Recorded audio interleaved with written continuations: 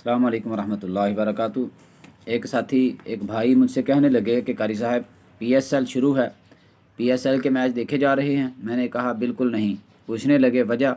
मैंने कहा कि जब मैं पीएसएल खेलते हुए अपने ही पाकिस्तानी खिलाड़ियों के कंधों पे इसराइली कंपनी केएफसी का लोगो देखता हूँ तो मुझे अपने मुसलमान भाई जो फ़लस्तीन के अंदर शहीद हो रहे हैं और छोटे छोटे वहाँ मरने वाले बच्चे और ज़िबा होने वाली माएँ और बहनें, जब मैं केएफसी लिखा हुआ अपने ही खिलाड़ियों के कंधों पे देखता हूँ तो उनका खून मेरी आंखों में नज़र आने लगता है।